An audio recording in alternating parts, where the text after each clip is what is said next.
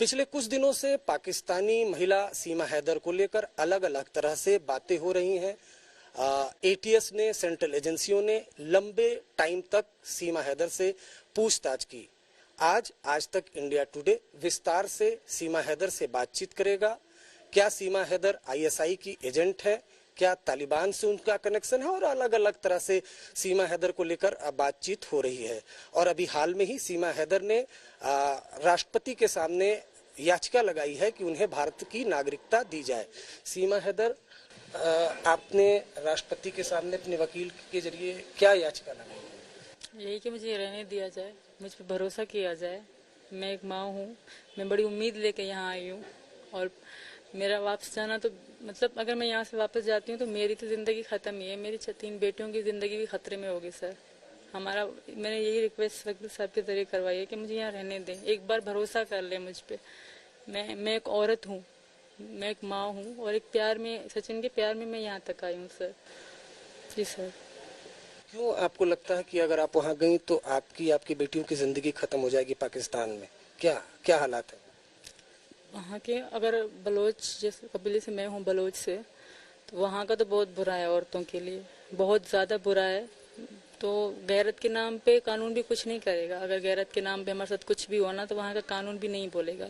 जैसे कि आज भी मैं न्यूज़ में सुन रही थी, पाकिस्तानी बैठे हुए थे तो वो कहते गोली मार दो, इस तरह की बात कर रहे थे। वो बड़े कुछ थे, मुझे नाम जावेद साहब, पता नहीं क्या नाम था उनका, तो इस तरह कह रहे थे कि वो अपनी मानने से इनकार कर रहे थे। जबकि मैं पाकिस्तान से हूँ, हर चीज़ मैंने दी, वहाँ का मेरा घर दिखाया जा रहा है, सब कुछ। सब लोग कह रहे हैं कि यहाँ सीमा यहाँ रहती थी, कुछ गलत भी कह रहे हैं, कहने दो।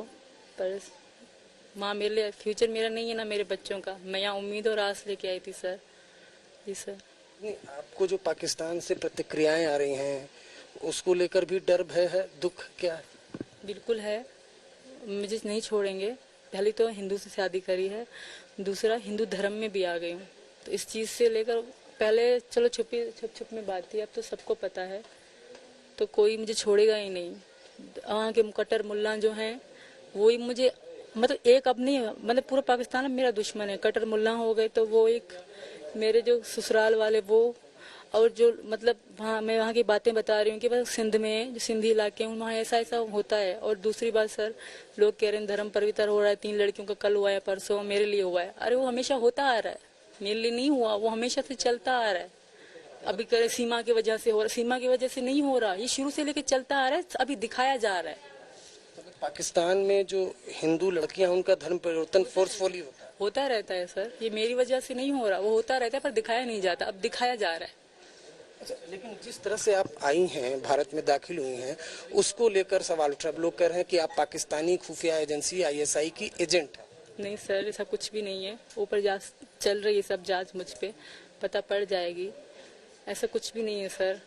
अगर मैं होती तो मैं यहाँ बैठी ना होती, मैं भी आज़ाद तरीके से बैठी हूँ, कई दिनों से मैं जा चुकी होती। किसको जान अपनी प्यारी नहीं होती सर, पर मुझे वहाँ खतरा है। मेरा वहाँ कोई भी नहीं है सर, जो भी था मेरे माँ बाप थे वो मर चुके। अब मेरा वहाँ कोई भी नहीं है कि मैं वापस जाने के लिए सोचूं भी। सही, माँ बाप जैसी कोई भी इंसान को बचा नहीं सकता। अगर मेरे पापा होते तो मुझे कुछ भी ना होता, मैं यकीन के साथ जा सकती थी।